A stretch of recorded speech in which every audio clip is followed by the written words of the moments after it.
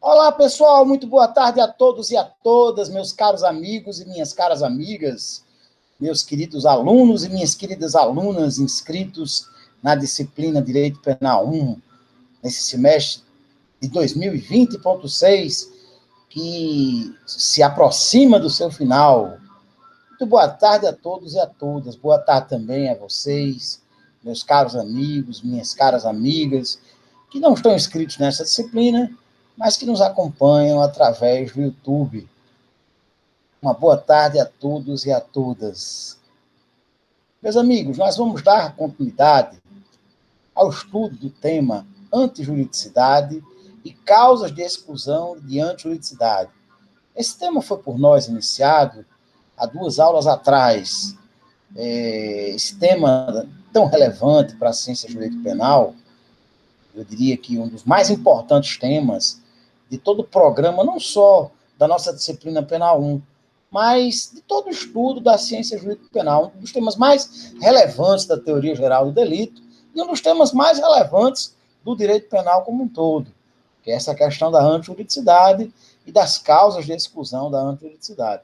Fazendo aqui apenas uma pequena recapitulada do que nós abordamos nas aulas anteriores, nós tratamos acerca do conceito de antijuridicidade. Antijuridicidade é tudo aquilo que é ou ilicitude. Existem alguns autores que preferem, como é o caso do professor Kleber Mazon, por exemplo, que preferem a utilização do termo ilicitude ao invés do termo antijuridicidade, por considerarem que o crime ele não deixa de ser um fato jurídico, e, portanto, seria uma ironia tratá-lo por antijurídico, dizer que o crime é um fato dotado de antijuridicidade, certo? Mas a maioria da doutrina trata antijuridicidade e ilicitude como sendo sinônimos, como sendo tudo aquilo que é avesso ao direito, tudo aquilo que é contrário ao direito. Nós fizemos uma breve recapitulação do conceito analítico do crime. O crime é visto, como as senhoras e os senhores todos e todas sabem, sob 3 enfoques distintos, sob 3 critérios diferentes, sobre o critério material, sobre o critério formal e sobre o critério analítico, que é realmente o que nos interessa.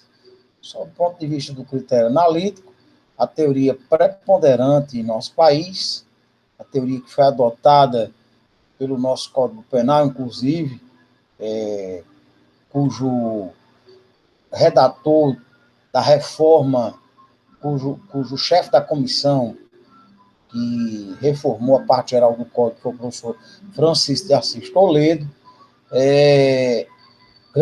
grande e ilustre penalista brasileiro. A teoria mais adotada em nosso país é a teoria tripartita, a teoria que entende o crime como sendo um fenômeno, ao mesmo tempo constituído por um fato típico, pela antijuridicidade e pela culpabilidade. Nos importa particularmente, nesse nosso estudo, cuja terceira aula, ora, se inicia, a questão da antijuridicidade. A antijuridicidade ela está associada à contrariedade ao direito. O fato é antijurídico ou ilícito porque ele contraria o direito de alguém. Do ponto de vista do direito penal, um direito penalmente resguardado, um direito penalmente tutelado. Nós fizemos todas essas considerações nas 2 aulas anteriores e, doravante, nós vamos tratar de modo mais aprofundado, de modo particular, do tema fulcral desse conteúdo, que é justamente a questão das chamadas causas de exclusão de antijuridicidade, que elas recebem, inclusive, pessoal, diversas denominações, diversas nomenclaturas. Elas são tratadas pelos autores com uma bastante diversificada gama, uma muito variada multiplicidade de denominações. Há autores que chamam de causas de exclusão de antijuridicidade, outros preferem excludentes de antijuridicidade, outros causas de exclusão de ilicitude, outros causas excludentes de ilicitude. Há também a expressão discriminantes, a utilização, inclusive o código fala das discriminantes putativas lá no parágrafo 1º do artigo 20, certo? Utilizando esse termo discriminante. Justificante é outro termo utilizado pela doutrina e pela jurisprudência. Diversas são as nomenclaturas que, enfim, traduzem justamente esse fenômeno que consiste em verdadeiros permissivos legais, verdadeiras autorizações por parte da norma penal à prática de condutas que originalmente seriam fatos típicos, certo? E originalmente seriam fatos antijurídicos. A tipicidade persiste, posto que a tipicidade ela é formulada pelo próprio legislador penal. O fato típico, ele não deixa de ser fato típico pela presença de uma causa de exclusão de antijuridicidade, certo? Mas ele deixa de ser antijurídico. E se ele deixa de ser antijurídico, se ele deixa de ser ilícito, ele deixa de ser um fato criminoso. Aquela conduta que naturalmente seria uma conduta criminosa em razão da presença dos 3 elementos, dos 3 pressupostos, dos 3 requisitos do conceito analítico do crime, a segunda corrente preponderante no nosso país, certo? Justamente o fato do delito e crime, como vocês sabem, na nossa sistemática, são sinônimos, né? O fato do delito ser, ao mesmo tempo, um fato típico, antijurídico e culpável, né?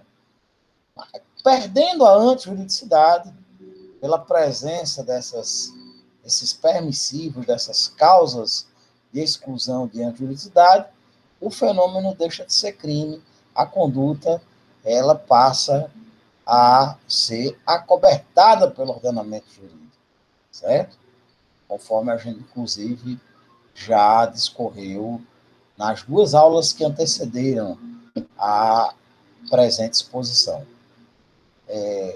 Hoje nós vamos tratar das causas de exclusão de antijuridicidade propriamente ditas. Passemos, portanto, ao estudo dessas excludentes de ilicitude, dessas excludentes de antijuridicidade, sobre as quais a nossa norma penal se debruçou entre os artigos 23 a 25 do Código. O artigo 23 e seus respectivos incisos faz menção às causas de exclusão de antijuridicidade genéricas. Nós vamos explicar a diferença, né? Porque existem causas de exclusão de antijuridicidade que são gerais ou genéricas, que dizem respeito a todos os delitos, certo? A todas as infrações penais, melhor dizendo, todos os crimes ou contravenções, certo? Nós temos as causas de exclusão de antijuridicidade especiais ou específicas, que são aquelas que se direcionam a determinados delitos, a determinadas infrações penais, especificamente falando, certo? Nós temos ainda causas de exclusão da antijuridicidade previstas em normas dotadas de conteúdo extrapenal, e nós temos as chamadas causas supralegais de exclusão de antijuridicidade, das quais se destaca o consentimento do ofendido, virá a ser por nós trabalhado ao longo da aula de hoje e da presente aula e das próximas aulas sobre as quais nós iremos discorrer acerca do assunto excludente de ilicitude, excludentes de antijuridicidade. Sem mais delongas, passemos ao estudo dessas causas de exclusão de antijuridicidade. A antijuridicidade ela pode ser afastada pela presença de determinadas situações, determinadas justificativas, que são justamente conhecidas como causas de exclusão de antijuridicidade. Do advento dessas situações, quando acontecem essas situações que possuem, evidentemente, alguns requisitos legais, o fato ele permanece como sendo típico. Contudo, ele deixa de ser criminoso. Afasta-se a ilicitude, afasta-se a natureza criminosa do ilícito, certo?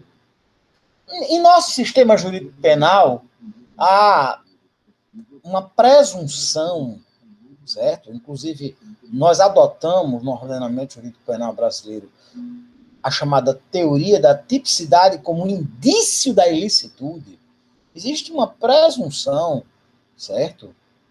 De que todo fato típico ele seja também antijurídico, certo? E que ele, por ter, em razão do princípio da estrita legalidade, ter sido escolhido como sendo, ter sido escolhida como sendo uma conduta criminosa, ter sido arrolada dentro das condutas tipificadas pelo legislador penal, presume-se que também ocorra uma antijuridicidade, ou seja, que também haja a violação a um determinado bem da vida, a um determinado bem jurídico, certo? Entretanto, com a presença dessas causas de exclusão de antijuridicidade, com a presença dessas excludentes de ilicitude, aí o negócio muda de figura. O fato que continuou sendo típico, certo? Ele perde a antijuridicidade, ele deixa de ser antijurídico, certo? Apesar da vigência em nosso país na teoria da tipicidade como indício da ilicitude, certo? Com a prática do fato típico, sob o abrigo de uma excludente de ilicitude, certo? A antijuridicidade desaparece e o fato deixa de ser crime. Interessante uma consideração feita pelo jurista paulista Miguel Reale Júnior, certo? Miguel Reale Júnior, infelizmente, ficou associado a um episódio muito triste da nossa história, porque ele foi um dos subscritores do golpe parlamentar, do pedido de impeachment que deu origem ao golpe parlamentar que depois a presidenta Dilma Rousseff. Mas em que pese o seu posicionamento político claramente conservador e antipopular, Miguel Reale Júnior é um grande jurista. Já tive a oportunidade de estar com ele em algumas oportunidades, assistindo palestras, conversando, e é uma grande cultura jurídica, sem sombra de dúvida. Herdeiro da tradição de cultura jurídica do seu pai, o grande jurista Miguel Reale. Segundo Miguel Reale Júnior, a tipicidade ela não constitui na ilicitude, mas ela revela a ilicitude indiciariamente, certo? Ela revela indícios da ilicitude, a tipicidade. Existe, meus amigos e minhas amigas, uma presunção relativa, uma presunção por iuris tantum, de que todo fato típico é ilícito, certo? Entretanto, se o autor da conduta vier a demonstrar que agiu acobertado pela causa de exclusão da ilicitude, certo? Essa presunção de que o fato típico é ilícito, ela se reverte, certo? E passa-se a presumir que o fato típico é lícito, certo? Quando ele aduz em juízo, por exemplo, através de sua defesa, que agiu sob a excludente de ilicitude da legítima defesa, passa-se a presumir que o fato em que pese a sua tipicidade persistir, não se trata de um fato criminoso, em razão da ausência da antijuridicidade, em virtude da presença dessa causa de exclusão, de ilicitude, essa causa de exclusão, de antijuridicidade, tema, objeto dessa nossa presente exposição, certo? Sob o abrigo dessas situações, simplesmente o crime ou a contravenção deixam de existir, certo? Porque, embora o fato persista dotado de tipicidade, persista sendo um fato típico, certo? Ele não é mais contrário ao direito. Perdão, gente. Ele não é mais antijurídico, certo? Havendo, portanto, a exclusão da ilicitude da conduta, certo? E a descaracterização da conduta como sendo criminosa. Como eu falei para vocês, a doutrina penalista utiliza-se das mais diversas nomenclaturas, das mais diversas referências e acepções para se reportar a essas causas de exclusão de infelicidade, chamando de excludentes de ilicitude, justificantes, causas de justificação, justificativas, discriminantes, tipos penais permissivos, eximentes. São várias, portanto, as denominações utilizadas pela doutrina penalista acerca desses institutos jurídicos tão importantes para a teoria geral do direito. Pessoal, feitas essas considerações iniciais, passemos a tratar das espécies de excludentes de ilicitude sobre as quais a doutrina juspenalista se refere.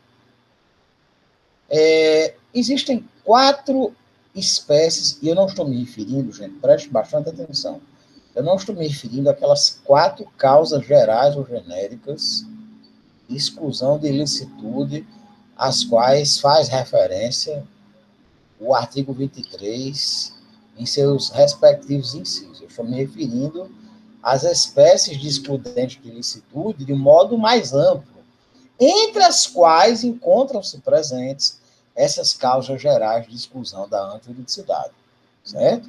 Por isso que eu peço a vocês que, por favor, prestem bastante atenção. Existem 4 espécies diferentes de excludentes da ilicitude. Eu digo 4 espécies no tocante à posição em que elas se encontram, ao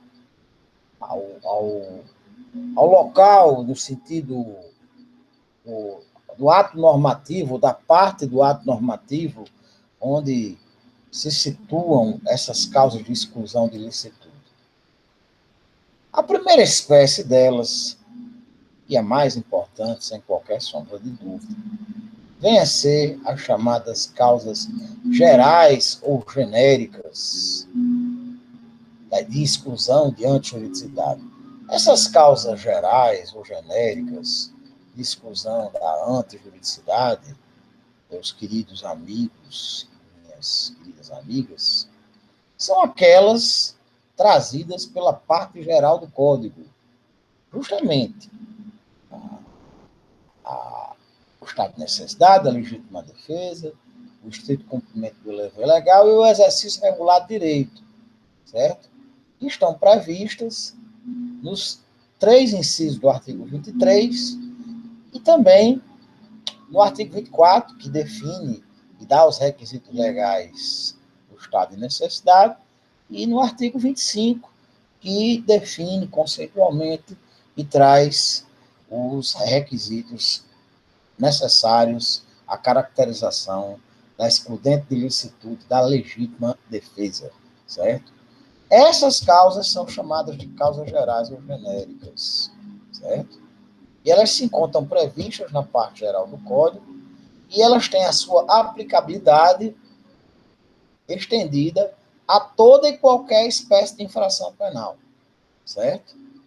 Todo e qualquer crime cometido sob o abrigo dessa espécie de excludente de ilicitude, dessas excludentes de ilicitude denominadas de causas gerais ou genéricas de exclusão de antijuridicidade, certo? Deixam de ser infrações penais pela exclusão da ilicitude, certo? Elas são aplicáveis a todas as espécies de infração penal, sejam elas crimes ou contravenções. E elas são, gente, as mais importantes, porque são as mais comumente abordadas pela doutrina penalista, são as mais frequentes, são as que mais ocorrem na casuística, são as que mais, enfim, fazem parte da vida do direito, certo? Duas dessas causas, elas têm a sua definição legal trazida de forma bem esmiuçada pelo próprio Código, na parte geral, na sua parte geral, nos artigos 24 e 25 do nosso Estatuto Repressivo, que são, respectivamente, o estado de necessidade e a legítima defesa, que vêm a ser definidas justamente por esses citados artigos da parte geral do Código Penal brasileiro, certo? Vocês conseguiram compreender o que são causas gerais ou genéricas de exclusão de antijuridicidade? Acredito que sim. Lembrando, gente, que quaisquer dúvidas que eventualmente surgirem do estudo de vocês, por gentileza, me procurem, seja por e-mail, seja através do YouTube, seja através do SIGA, que é o veículo institucional, é o sistema da nossa universidade, certo? Seja através de telefonema, eu franqueio o meu celular a todos os meus alunos e alunas, seja através do WhatsApp, certo? Da maneira que as senhoras e os senhores julgarem conveniente, de preferência em horário civilizado, por favor, não se acanhem e me procurem para tirar quaisquer dúvidas, não acerca apenas do direito penal, dos institutos que nós estamos vendo, como nesse ponto de número 14 do programa, a antijuridicidade e as suas causas de exclusão, a ilicitude e as causas excludentes de ilicitude, mas também sobre todos os demais assuntos pertinentes ao direito penal e à ciência jurídica como um todo. Eu encontro a mais absoluta disposição das senhoras e dos senhores, como sempre. Como vocês sabem, qualquer momento que surja uma dúvida, por favor, não fiquem com a dúvida. Partilhem a dúvida com este professor, eu vou ter o maior prazer em tentar saciar, em tentar satisfazer essa dúvida e resolver com vocês essa eventual obscuridade que tenha restado do estudo desenvolvido pelas senhoras e pelos senhores ao longo da leitura da doutrina, da leitura dos nossos humildes roteiros que eu confecciono e posto no SIGA à disposição de vocês, e da audiência às nossas aulas, tanto as aulas síncronas como as aulas assíncronas, como essa que eu estou gravando presentemente aqui da minha residência. Certo, meus amigos? Mas vamos lá, vamos dar prosseguimento ao estudo das espécies de causas de exclusão de antijuridicidade. Eu falei para as senhoras e para os senhores que haviam 4, né? Falamos das causas gerais ou genéricas. Vamos agora tratar da segunda espécie de causas de exclusão de antijuridicidade, que são chamadas causas específicas ou especiais, certo? Essas causas, prestem bem atenção, elas encontram-se previstas na parte especial do Código. E elas têm a sua aplicação restrita tão somente a apenas alguns delitos, certo? Aqueles crimes às quais elas explicitamente se direcionam. no próprio dispositivo do delito, há uma previsão, certo? O próprio dispositivo, lá na parte especial do Código, há uma previsão de que, sob tal circunstância, certo? Exclui-se a ilicitude da conduta, certo? E, evidentemente, essas causas especiais ou específicas, elas direcionam-se exclusivamente aos crimes sobre os quais elas se reportam, os crimes dos quais elas tratam. Vamos trazer aqui alguns exemplos para vocês entenderem. O primeiro exemplo que me ocorre mencionar, e vem trazendo uma excludente de ilicitude bastante conhecida, inclusive, são as duas hipóteses contidas nos incisos, nos dois incisos, do artigo 128 do nosso Código Penal, certo? O que é que tratam esses dois incisos do artigo 128 do Código? Eles tratam justamente das hipóteses referenciadas pelo legislador penal de aborto permitido. Quais são as situações em que o aborto é permitido em nosso país, certo? Quando não há, e essa é a redação do inciso 1º do artigo 128 do Código, quando não há outro meio de se salvar a vida da gestante, certo? Essa situação é uma típica excludente de antijuridicidade dotada de natureza específica, de natureza especial, certo? Assim como o inciso seguinte, que trata do aborto resultante, aliás, o aborto que interrompe a gravidez resultante de estupro, né?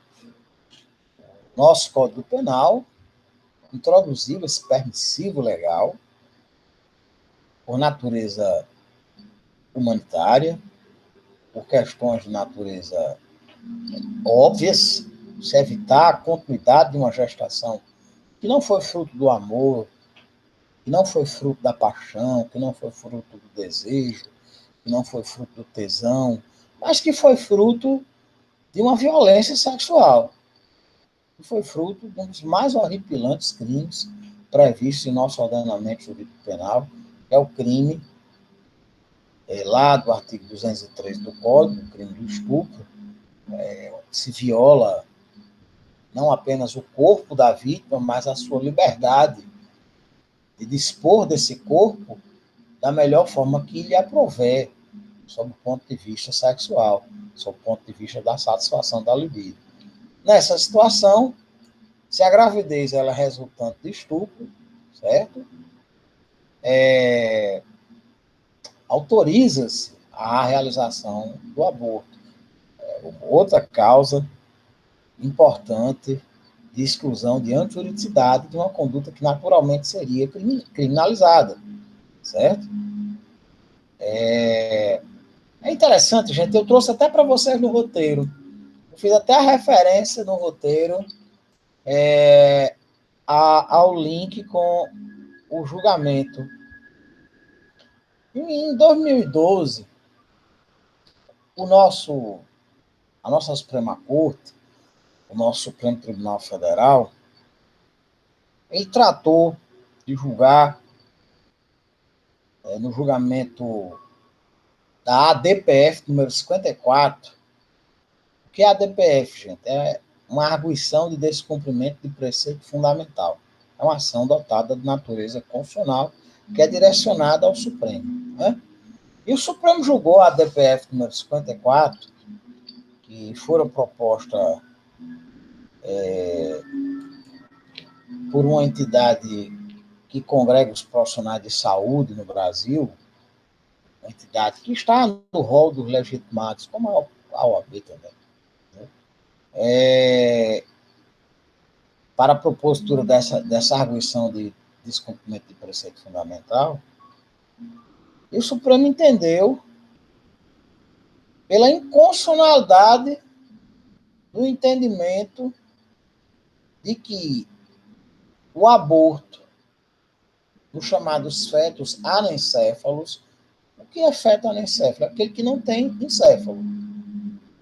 E, portanto, sendo dotado dessa triste condição da anencefalia, a vida do produto da concepção, a vida do bebê que se encontra no útero materno, que se encontra à espera do momento sublime do parto, trata-se de algo absolutamente inviável. O feto é literalmente, o feto, o embrião. A doutrina penalista, a gente vai tratar disso quando estivermos conversando sobre o delito de aborto, e sobre o crime de infanticídio também. Né? A doutrina penalista, ela trata, como a literatura médica também trata, a, a gestação em 3 momentos distintos. Do momento da concepção, da junção do gameta masculino com o gameta feminino, do óvulo com o espermatozoide, até a 3ª semana, esse produto da concepção ele é denominado de ovo ou zigoto. Né? Da 3ª semana ao 3º mês, ele é denominado de embrião. Do 3º ao 9º mês, a gestação humana demora em média 1 mês, né? A gestação a termo, como se diz na literatura médica, demora 9 meses. Falei 1 mês, demora 9 meses. Do 3º ao 9º mês, o produto da concepção é denominado de feto. Certo? O feto anencéfalo é um natimorto. Seria de uma desumanidade, de uma crueldade, de uma falta de senso humanitário tremendo.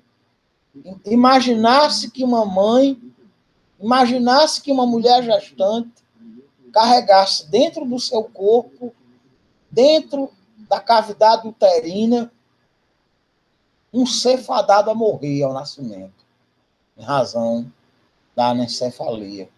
E certamente nasceria já sem vida, ou seja, não nasceria, certo? Ou simplesmente, se nascesse, subsistiria por alguns minutos ou algumas poucas horas no máximo. E o Supremo julgou no sentido da constitucionalidade, certo? Julgou a inconstitucionalidade do entendimento que anteriormente julgava a inconstitucionalidade da interrupção da gravidez nessas circunstâncias, certo? E, portanto, criou mais uma situação, certo? Através... vocês sabem todos que, pela teoria da tripartição dos poderes, existe uma harmonia e interdependência entre os poderes constituídos em uma república, em um Estado democrático de direito. Mas, em que pese essa interdependência, há determinadas situações, e aí nós temos a teoria dos checks and balances, dos freios e contrapesos, em que um poder ele age utilizando-se de funções, de atribuições, melhor dizendo, institucionalmente originárias de outro poder. E o Supremo, como Corte Constitucional, certo, agiu como verdadeiro legislador, autorizando, como no julgamento de outras ações constitucionais notórias e bem conhecidas, dentro daquilo que se chama de judicialização da política, certo? Dentro o judiciário agindo como elemento político, que não necessariamente é uma coisa ruim, certo? Pode se prestar a atender os reclames da sociedade, como, por exemplo, equiparando a homofobia, a odienta conduta da homofobia, a igualmente a odienta conduta do racismo, certo? Como tratou recentemente a nossa Suprema Corte. não necessariamente a utilização do aparato jurisdicional do Estado como ente legislativo é algo ruim. Não, não. Ruim é a politização da justiça. É a partidarização da justiça. A justiça agindo como partido político, como representante dos interesses de uma parcela, em geral, minoritária e ínfima da sociedade, contrariando, inclusive, as regras da própria democracia burguesa, da própria democracia de inspiração liberal. Né? Como, infelizmente, a gente sabe que muitas vezes acontece, e a gente vê julgamentos teratológicos, absurdos, certo? Que às vezes até são reformados em instâncias superiores, mas às vezes são mantidos. É isso que é ruim, essa politização, essa partidarização, ajeitando aqui a câmera, essa politização, essa partidarização da justiça é ruim.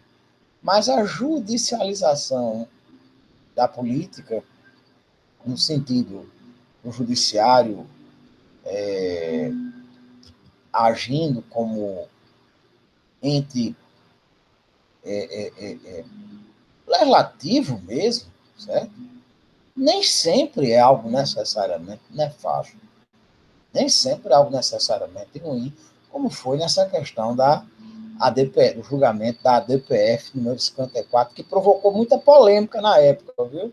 Eu, inclusive, fui orientador de um trabalho de conclusão de curso de um menino paraibano de São Bento, que é advogado, inclusive, hoje, grande amigo meu, Alberlan. O trabalho de conclusão de curso dele foi justamente nessa época, e foi justamente sobre essa questão, entendeu? Tinha acabado de sair o julgamento, foi em abril de 2012. Acho que ele concluiu o curso no final de 2012, aproveitou o ensejo e fez o trabalho, e eu orientei nesse sentido, do estudo acerca desse julgamento sobre essa DPF número 54. E aí encerrou uma discussão muito acalorada, porque alguns grupos religiosos, inclusive, se debatiam contra a constitucionalidade da interrupção da gestação dos fetos anencéfalos. Né? Vários grupos da sociedade civil organizada se manifestaram, inclusive, na época, e, nada obstante as pressões sofridas na época pelo Supremo, o entendimento, brilhante voto do ministro Marco Aurélio de Mello, entendeu? Que foi o relator.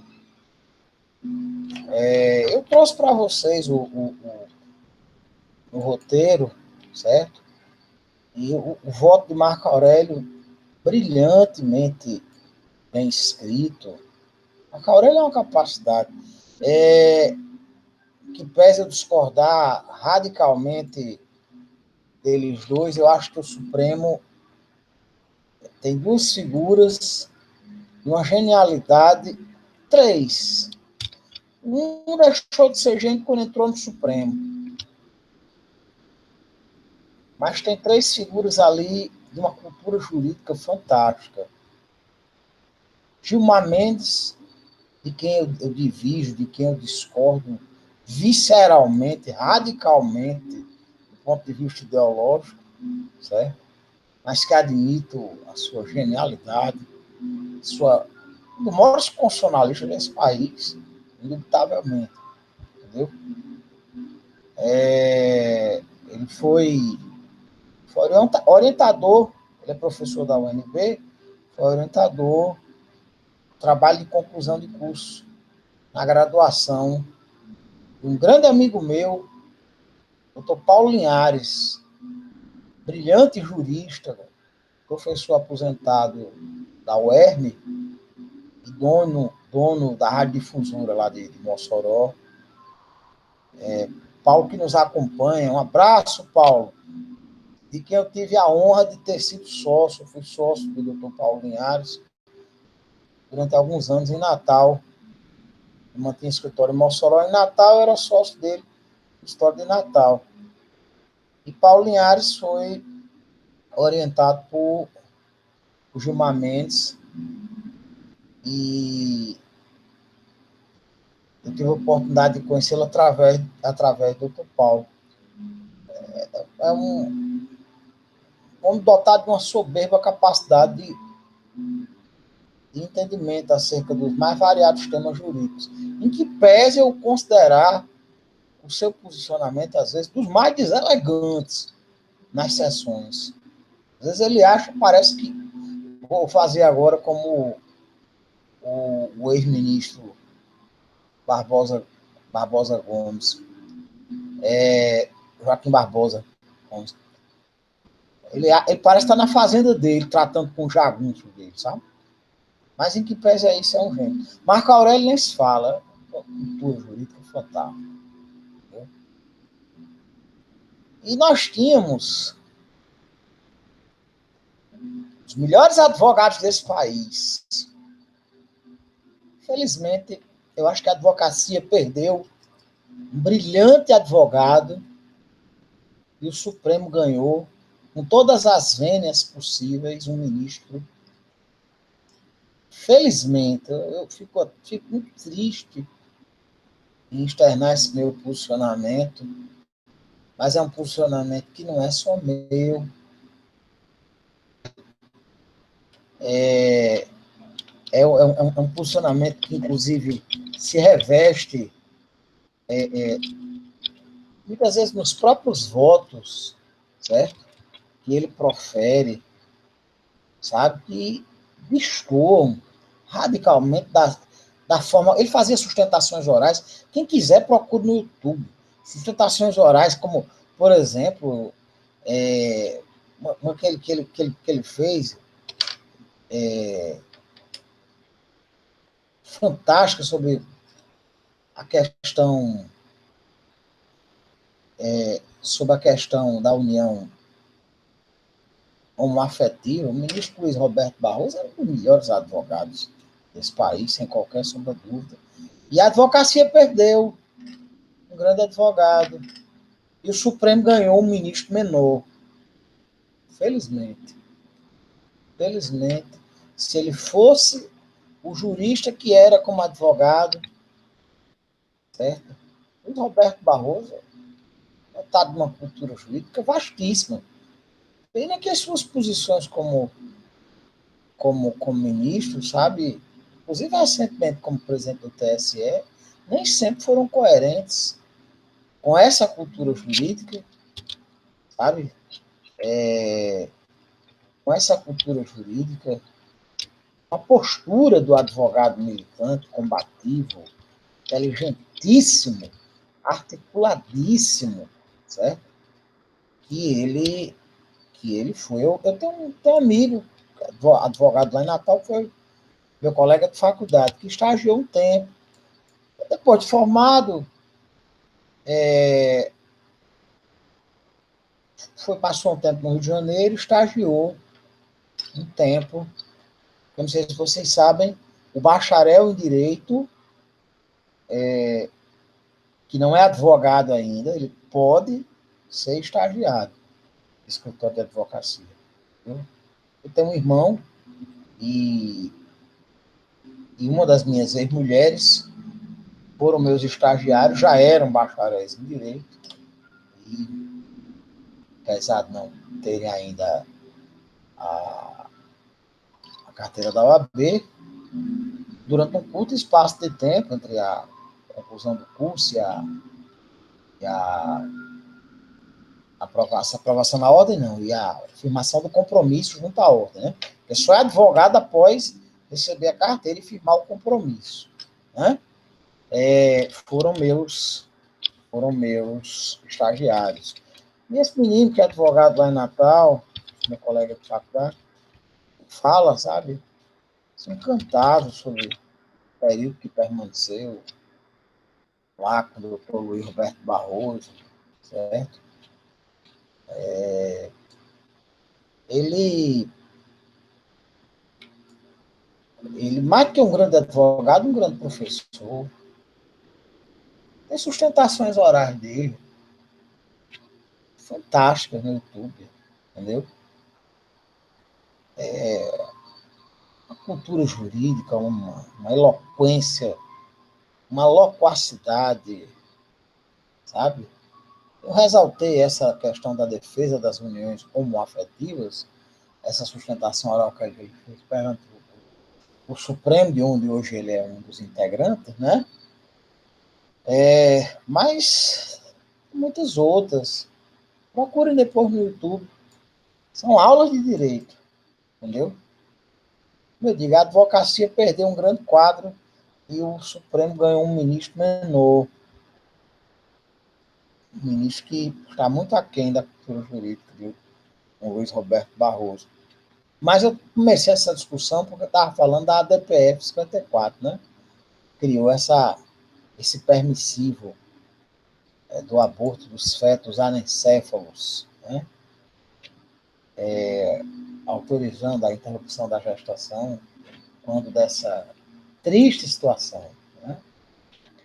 Mas vamos dar continuidade a essas causas especiais ou específicas de exclusão da ilicitude, sobre as quais nós estamos nos referindo no presente momento da nossa aula.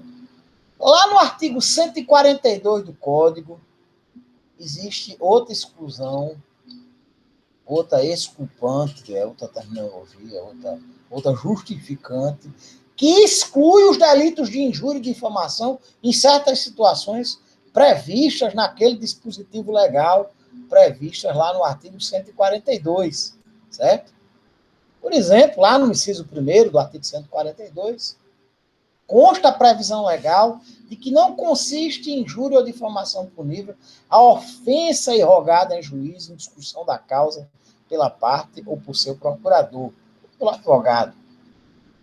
É natural que no calor dos debates, sobretudo em determinadas searas, como a seara penal, como a seara do direito de família, é natural que as partes acabem extrapolando, muitas vezes, o dever de urbanidade, o dever de respeito e consideração que nós devemos ter para com todas as pessoas.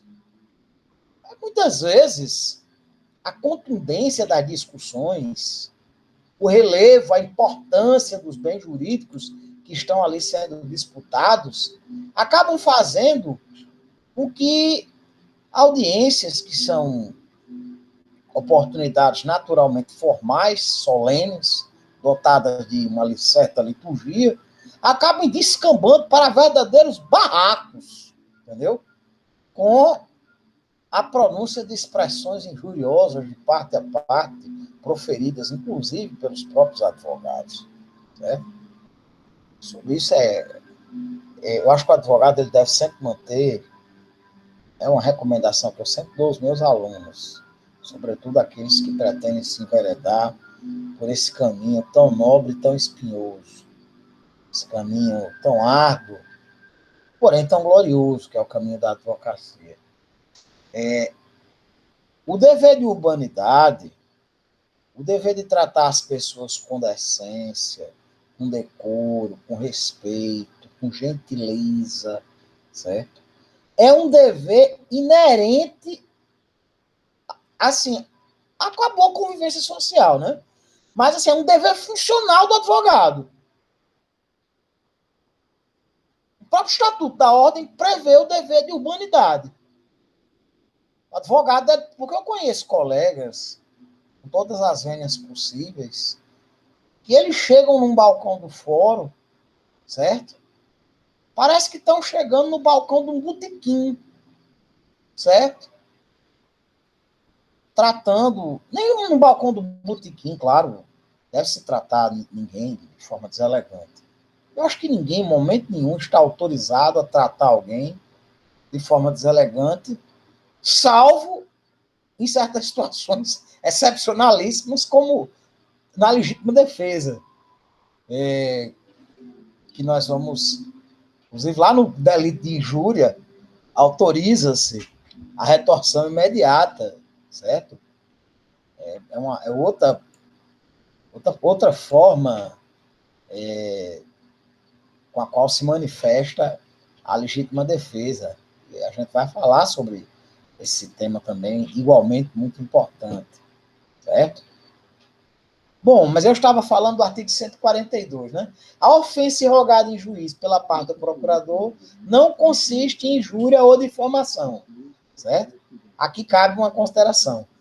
A calúnia, certo? O que é a calúnia? Eu já tratei aqui numa aula síncrona, isso vai ser objeto do estudo dos crimes contra a honra, lá em Penal 3, se Deus quiser. E nós ainda estivermos vivos, né? Nunca imaginei que o grande projeto para 2020 era chegar vivo em 2021. Mas, infelizmente, nós estamos nessa situação, que só a misericórdia divina, certo? Para nos poupar, infelizmente, do flagelo da pandemia. É apelar para a misericórdia divina. Porque governo nós não temos. Né? Planejamento é uma palavra que não existe nesse desgoverno. Desgoverno. 180 mil mortos. Quase o dobro do número de brasileiros que pereceram na Guerra do Paraguai, que durou 6 anos.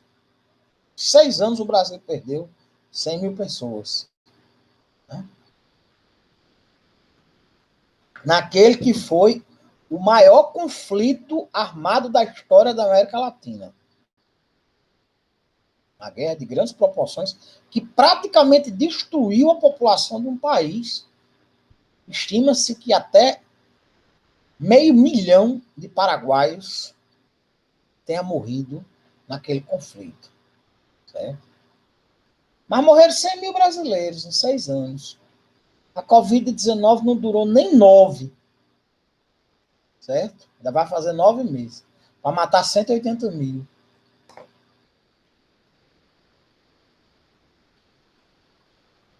Aí o mandatário mor da República, eleito por 57 milhões e 700 mil votos, fica fazendo piada grotesca pela internet.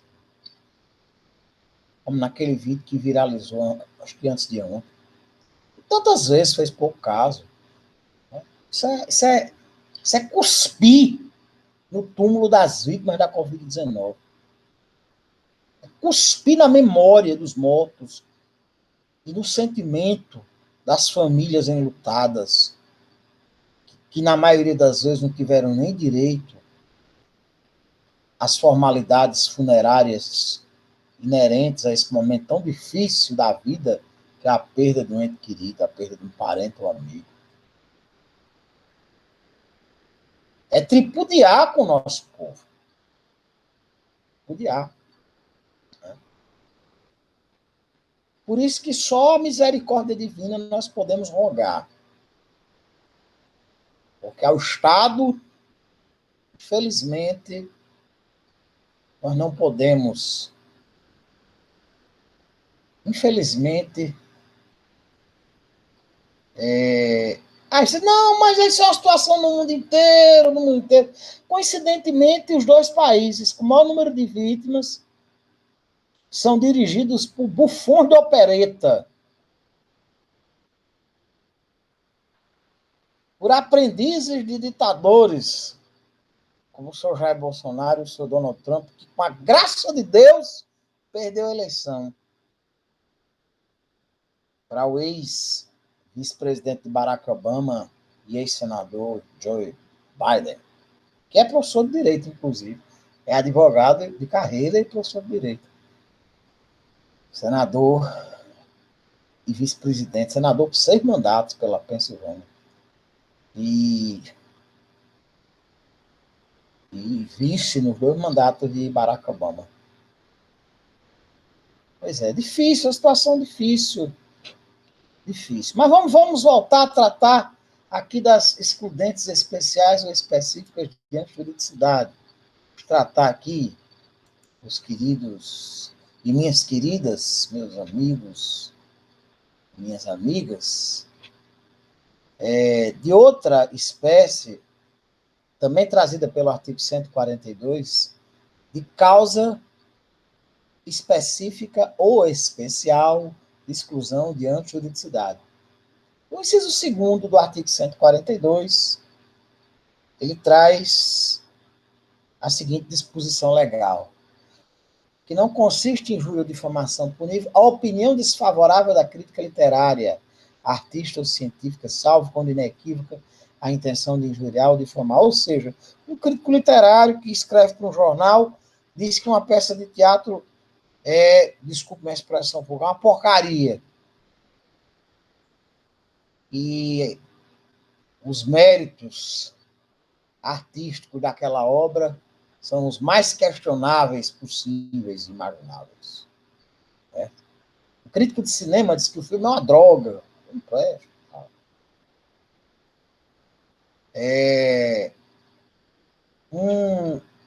Um cientista, certo? Escrevendo um trabalho, escrevendo um artigo acerca de um determinado tema de ciência, como de ciência jurídica ou qualquer outro ramo do conhecimento, fala que o trabalho de um colega é de menor valor, faz uma opinião, formula uma opinião desfavorável do ponto de vista científico. Isso não consiste em injúria nem difamação, salvo se houver realmente a intenção, o dolo de magoar, de desprestigiar, no caso da injúria, ou o dolo de difamar, no caso da difamação, certo? O inciso 3º do artigo 142 traz outra situação, o conceito desfavorável emitido por funcionário público em apreciação ou informação que preste por cumprimento de dever de ofício, certo? Um representante do Ministério Público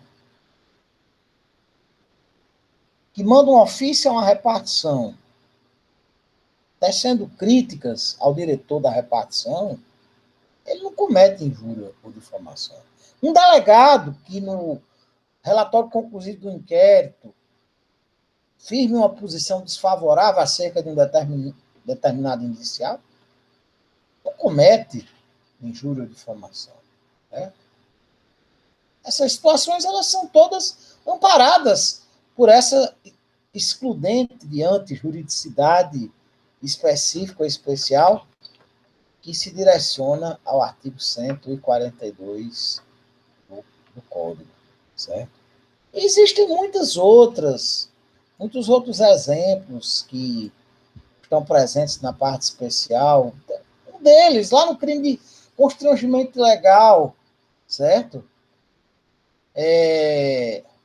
Lá no inciso 1º do artigo 146, do parágrafo 3º do artigo 146, existe a autorização que o médico, o profissional da área médica, né, ele faça uma intervenção médica ou cirúrgica sem o consentimento do paciente ou do seu representante legal, se justificado for a tal atitude pelo iminente risco de vida. O paciente chega desacordado numa unidade de saúde e o médico amputa-lhe um membro, amputa-lhe uma perna, por exemplo, para salvar-lhe a vida, porque aquele membro se encontrava gangrenado e aquilo fatalmente levaria à morte do paciente, certo? Ele não comete o crime de lesão corporal, que dirá o crime de constrangimento ilegal. Quando ele, por exemplo, faz uma intervenção cirúrgica. Por exemplo, o sujeito vai, é adepto de uma religião com todas as vênias possíveis e imagináveis, todo o respeito, a liberdade de credo, a liberdade de culto, é uma garantia constitucional, e quem quiser que siga a sua religião, seja macumbeiro, judeu, umbandista, católico, evangélico, espírita, ou ateu, né? Liberdade de credo é uma garantia constitucional, um direito fundamental da pessoa humana. Liberdade de professar a sua crença, ou a sua não crença. Né? Mas o sujeito vai, pertence a uma igreja que não permite transfusão de sangue, como as Testemunhas de Jeová, por exemplo. Chega no hospital para morrer. Aí o médico pega e faz uma transfusão de sangue, faz uma intervenção médica urgente, necessária, no sentido de resguardar a vida do paciente, mesmo sem a sua autorização. E mesmo a família dizendo, não faça não, não faça não. Ele vai para o inferno, entendeu? Inferno o quê?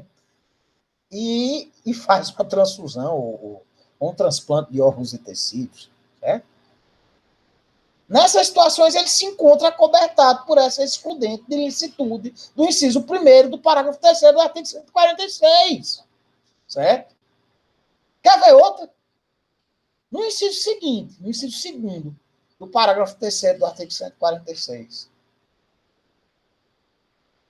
O legislador penal, ele autoriza a coação física, inclusive, né? No sentido de evitar que a pessoa atente contra a própria vida. Autoriza, portanto, que a pessoa pratique um fato, que a princípio seria um fato típico, o crime de constrangimento ilegal, que é um crime contra a liberdade individual, lá do artigo 146, certo? A princípio seria um fato típico, certo? No sentido de evitar que a pessoa se mate, certo? Vou exemplificar aqui. O sujeito vai passando de carro ali em cima da ponte Nilton Navarro, a ponte Forte Vidinha, a ponte de todos. Infelizmente, já foi palco de dezenas, talvez centenas de suicídios. Na noite da inauguração da ponte, um homem pulou, apostou uma grade de cerveja e escaparia com vida. Aí o povo ficou, me contaram isso, inclusive pessoas que estavam presentes e conheciam a situação.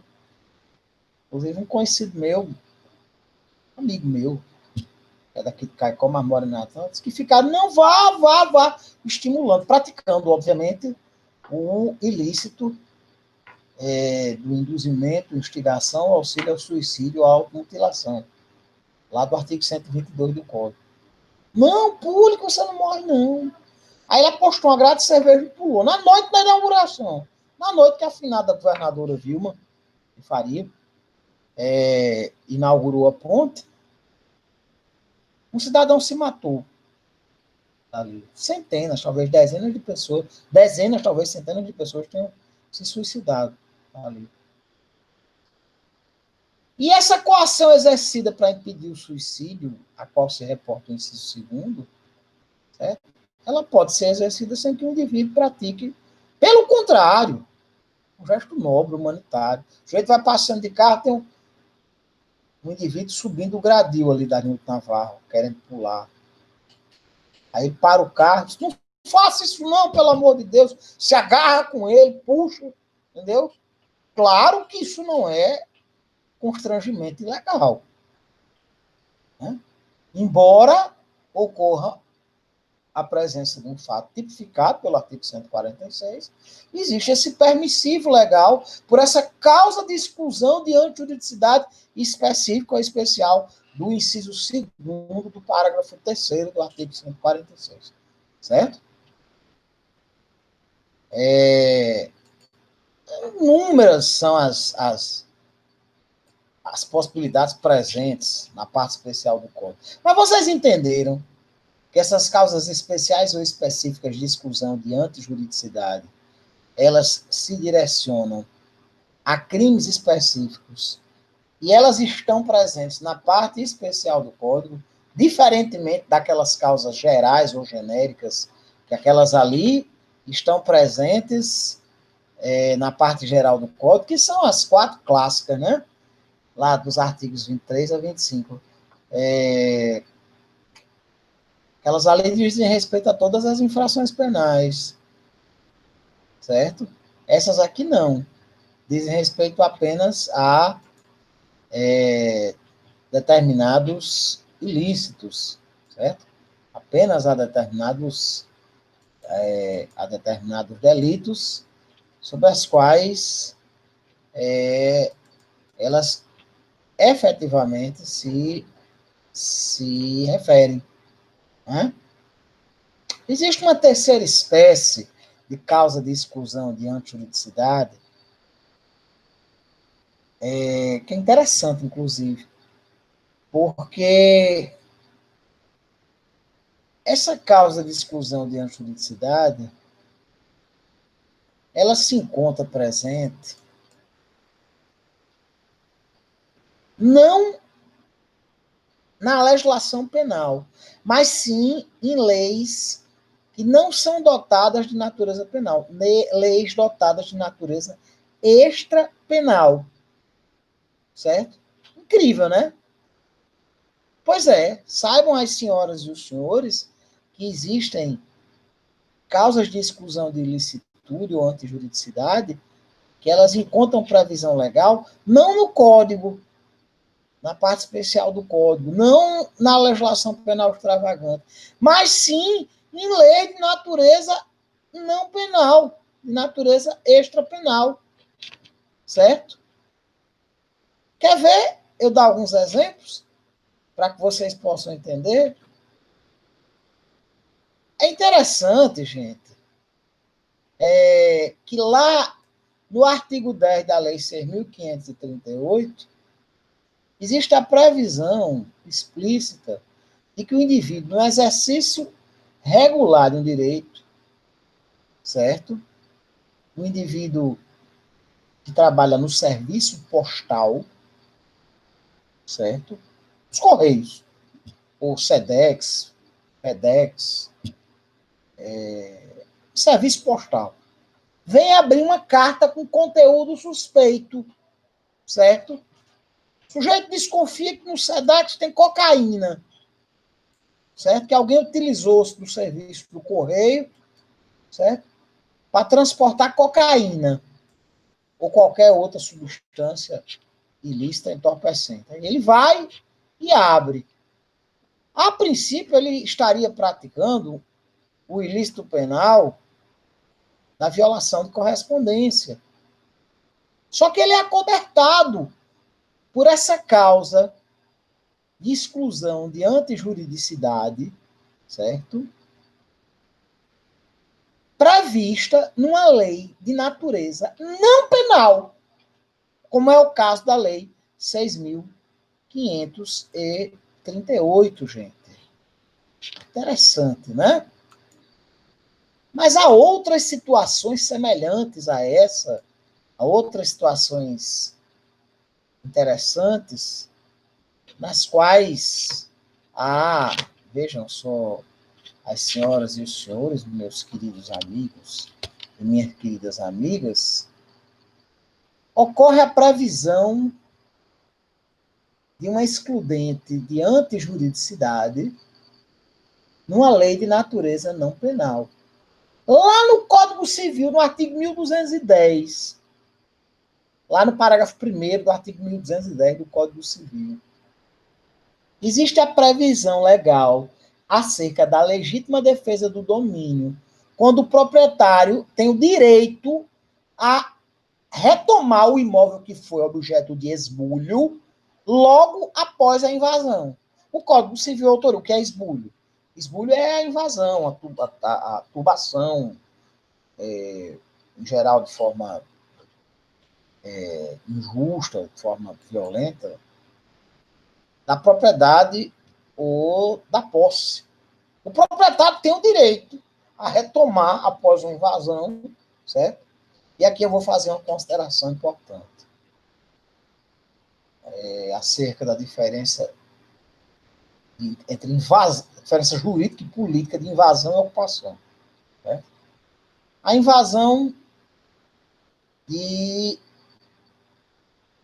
uma residência, a invasão de uma fábrica, a invasão de uma fazenda produtiva, onde haja a satisfação da função social da propriedade, certo? Consiste realmente em invasões. A ocupação de um imóvel ocioso, certo? Como está acontecendo em Natal. com a ocupação da antiga Faculdade de Direito da Ribeira, que foi ocupada por moradores de rua.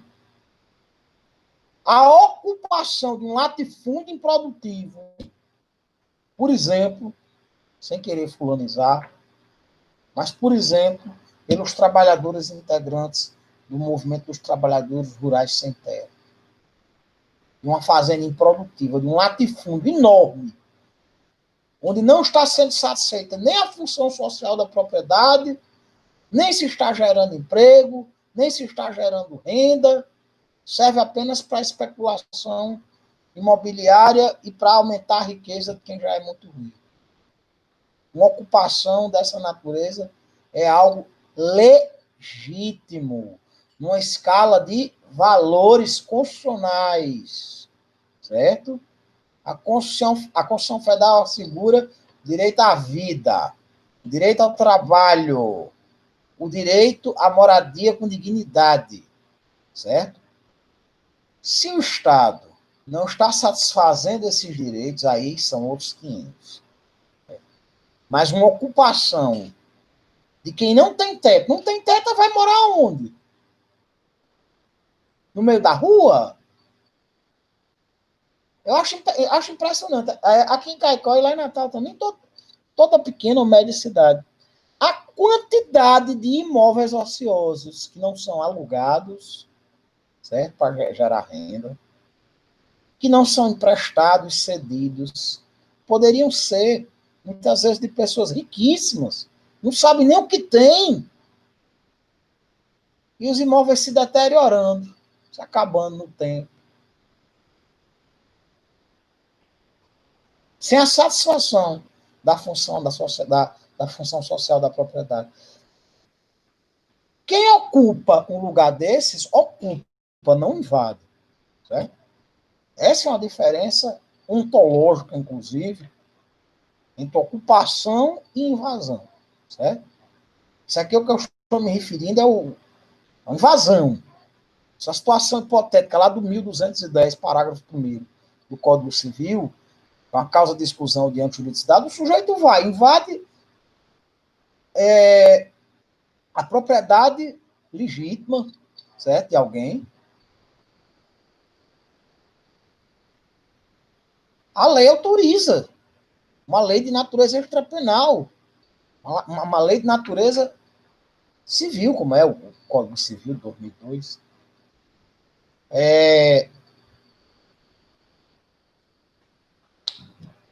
Nessas situações, há realmente a presença, nessa situação, há realmente a presença de uma causa de exclusão de ilicitude definida por uma lei extrapenal. Mas existem outros exemplos. Quer ver? A Lei 9.605, ela tem uma previsão lá no seu artigo 37, inciso 1º, que trata do abatimento de um animal protegido por lei para saciar a fome do agente ou de sua família. É o caso do morador da zona rural que, num período de seca, num período de estiagem prolongada, não tem o que comer.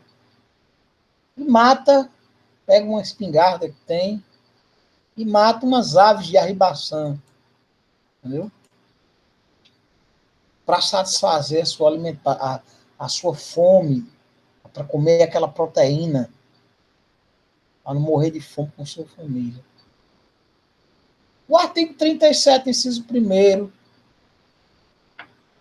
da Lei 9.605, autoriza, certo? Autoriza o sujeito que, em estado de necessidade, mata um animal protegido, um animal da fauna brasileira, protegido por lei, para saciar a sua fome. É outra causa de exclusão de ilicitude prevista numa lei não penal, certo? Gente, existe ainda uma quarta espécie de causa de exclusão de antijuridicidade, e são as chamadas causas supralegais de exclusão da ilicitude. Certo? Interessante. O rol do artigo 23 do Código Penal, ele não é taxativo, certo? Não se pode dizer que todas as situações da vida em que se admitisse uma causa de exclusão de antijuridicidade ou de ilicitude estivessem contidas num rol exaustivo, aliás, num rol taxativo de apenas 3 incisos, lá do artigo 23, certo? E não contraria o princípio da estrita legalidade, certo? Prestem atenção. A criação de causas legais ou supralegais de exclusão de ilicitude. Posto que o princípio da estrita legalidade veda é a criação de tipo penal e a cominação de pena. Mas a criação de permissivo legal, certo? No sentido da criação de eventuais causas de exclusão de ilicitude ou antijuridicidade, pode perfeitamente ser objeto de lei extrapenal, pode ser perfeitamente advinda de natureza supralegal, como é o caso do consentimento do ofendido, que é uma causa supralegal de exclusão da ilicitude, sobre a qual nós iremos, mais lá na frente, tratar. Certo? Gente, um ponto importante, muito importante, importantíssimo, sobre a questão das causas de exclusão de antijuridicidade, vem a ser a divergência doutrinária acerca da subjetividade ou não das causas de exclusão de antijuridicidade. Os adeptos, o que significa isso, gente? Para que haja a legítima defesa, para que haja a causa de exclusão de antijuridicidade, seja ela legítima defesa ou qualquer outra, certo? É necessário que o agente que incorre nessa conduta pretensamente permitida, certo? Essa conduta que justifica a prática de um fato tipo. É necessário que ele tenha conhecimento, certo? Acerca das condições descritas em lei, certo? Para os adeptos da doutrina clássica, certo? A doutrina causalista, as excludentes, elas têm caráter objetivo e sua presença necessita somente de condições da presença das condições descritas em lei. Elas encontrando-se presentes, mesmo que a pessoa nem saiba que está agindo sob o abrigo de um excludente de antijuridicidade, certo? Ela estará resguardada pela excludente de ilicitude, certo? Na contramão desse entendimento, meus caros amigos e minhas caras amigas, caminha o entendimento da doutrina finalista, certo? Pela doutrina finalista, não é suficiente que o fato apresente tão somente os dados objetivos, os requisitos, as condições da causa de excludente de antijuridicidade. É necessário que o sujeito conheça a situação justificante, saiba que está agindo sob o abrigo de um excludente de antijuridicidade, certo?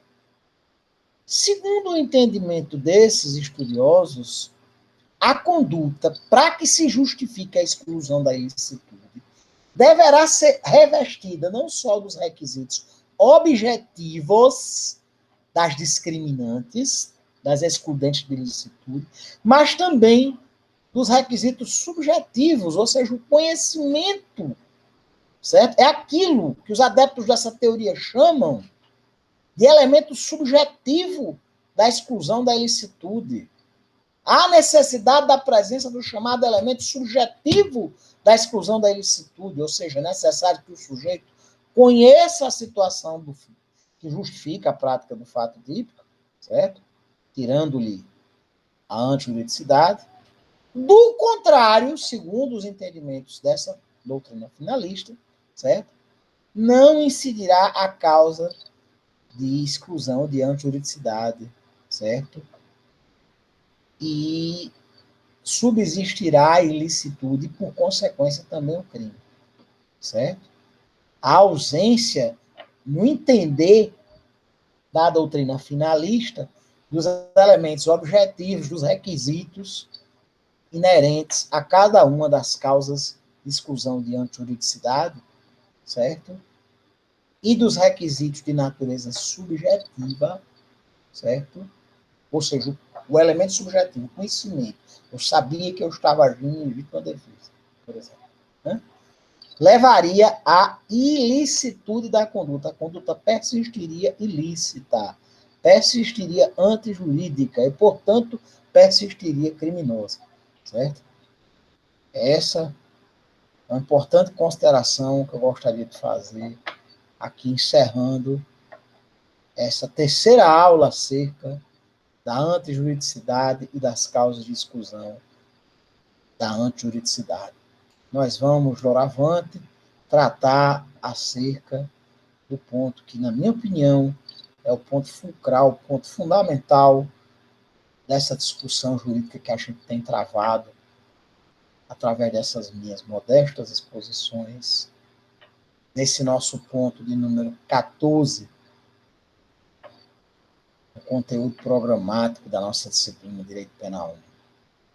As chamadas causas gerais de exclusão de antijuridicidade, aquelas que a gente tratou agora há pouco, certo? Nós vamos tratar de cada uma delas com os seus requisitos, com os seus pressupostos, certo?